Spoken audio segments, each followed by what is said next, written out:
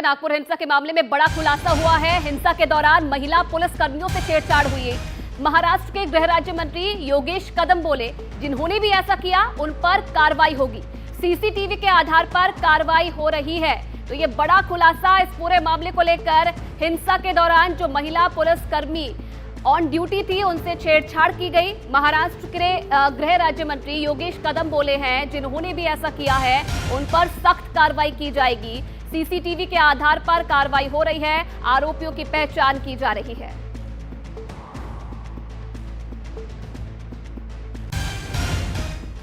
महिला पुलिस कर्मचारी के ऊपर अगर विनय भंग हुआ है तो बिल्कुल किसी को जिन्होंने किया उनको नहीं छोड़ा जाएगा। हम ऑनरेबल सीएम सर ने देखिए कल निवेदन देते हुए बताया है कि पुलिस कर्मचारियों के ऊपर अगर ऐसे हाथ उठाना या फिर महिला पुलिस कर्मचारियों के ऊपर अगर ऐसे विनय भंग करने की हिम्मत किसी की होती है तो कायदा का धाक क्या होता है ये हम लोग बिल्कुल दिखाएंगे। और जो भी सीसीटीवी सर्वेलेंस है ये ऑलरेडी हम लोग नागपुर के जब ये इंसिडेंट हुआ तभी के सब रिकॉर्डिंग्स हम ले चुके हैं। कुछ जगह पे सीसीटीवी उन्होंने डिस्ट्रॉय की, लेकिन डीवीआर के थ्रू हमने सब जो भी फुटेजेस हम निकाल चुके हैं और इन्फॉर्मेशन बेस भी, क्योंकि वहाँ पे कमिश्नर खुद वहाँ पे ग्राउंड लेवल पे थे, डीसीपी लेवल के और जॉइंट सीपी लेवल के ऑफिसर्स भी वहाँ पे ग्राउंड पे थे। तो जो भी हुआ है पुलिसों के सामने हुआ है। तो जिन जिन लोगों को अभी तक हमने अरेस्ट किया हुआ है उनसे भी जो इन्फॉर्मेशन मिले उसके तरीके से हम कार्रवाई कर रहे हैं। धन्यवाद। और इसी से जुड़ी हुई एक और बड़ी अपडेट है, आपको बता दें आज नागपुर के सुरक्षा इंतजाम पर रिव्यू मीटिंग होगी। नागपुर में कर्फ्यू को लेकर चर्चा की जाएगी। कर्फ्यू हटाने या जारी रखने पर यह चर्चा की जाएगी। आपको बता दें कि नागपुर के 11 थाना क्षेत्र में कर्फ्यू लगा हुआ है।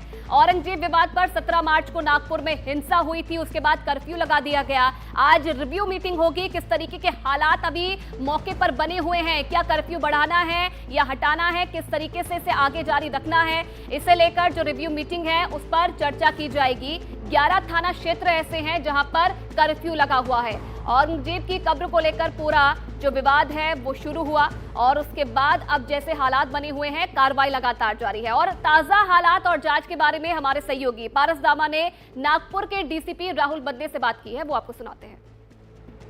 महाराष्ट्र के नागपुर में हुए हिंसा के बाद नागपुर पुलिस लगातार सतर्क है और इलाके में लगातार कर्फ्यू लगाया हुआ है। पुलिस बंदोबस्त जो है वो भी लगातार यहाँ पर सजग दौर पे किया जा रहा है। ऐसे में नागपुर जोन 2 के डीसीपी सर हमारे साथ हैं। राहुल सर, आपका स्वागत है। सबसे पहले सर, किस तरीके की तैयारियाँ जो हैं वो की गई हैं, किस तरीके का बंदोबस्त जो है वो लगाया गया है? क्योंकि 2 दिन पहले जिस तरीके से हिंसा हुई उसके बाद हमने कर्फ्यू लगाया है, जो 11 पुलिस स्टेशन की हद में जितने भी इलाके हैं वहाँ पर कर्फ्यू लगाया गया है।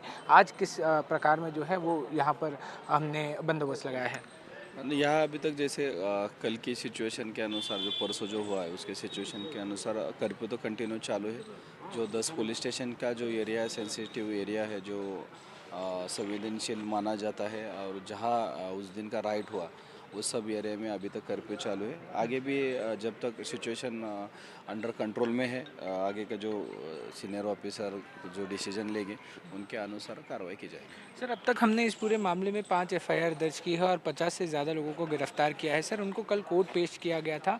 सर, किसको कितने दिन का रिमांड मिला है, इस बारे में थोड़ी सी जानकारी दीजिए। नहीं, उसमें आरोपी को कुछ 27 आरोपी को लगभग 21 तारीख को पुलिस कस्टडी रिमांड मिला है और उसके ऊपर हमारे जो क्राइम यूनिट की टीम है, पुलिस स्टेशन की टीम है, साइबर की टीम है, जिनको जो सीसीटीवी फुटेज है आइडेंटिफिकेशन करना शुरू है। कुछ नाम भी आइडेंटिफाई हुए हैं, उनकी तलाशी चालू है। और सर, इस मामले में हम और कौन से एंगल पे जांच कर रहे हैं? क्योंकि ये भी बताया जा रहा है कि जो लोग आए थे वो इलाके के नहीं थे, इलाके के बाहर से आए थे, जिन लोगों के हाथ में पत्थर थे, रॉड्स थे, लकड़ियाँ थीं, डंडे थे। तो उस बारे में कुछ जानकारी मिल पाई है? नहीं, उसमें हमारे जो क्राइम ब्रांच की टीम अलग टीम उसके वर्कआउट कर रहे हैं, साइबर की टीम वर्कआउट कर रहे हैं।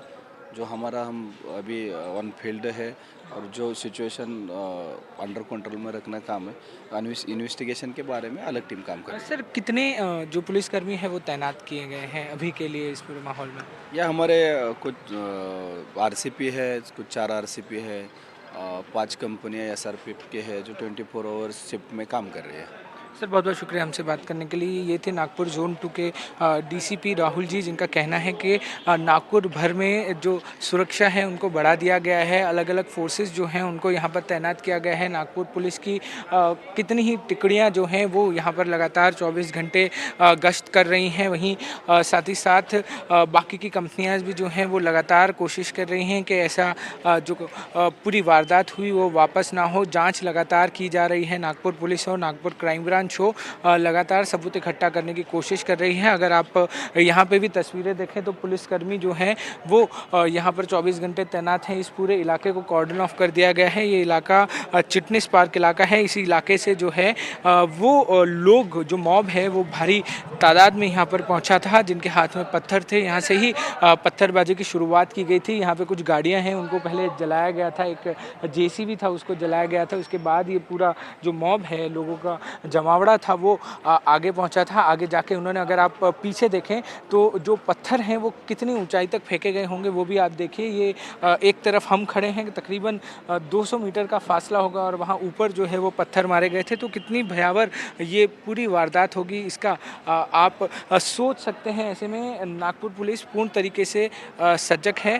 पूर्ण तरीके से यहाँ पर जो है वो गश्त लगाई जा रही हैं। तैनात जो है वो नागपुर पुलिस के कर्मचारी और जो अधिकारी हैं उनको किया गया है।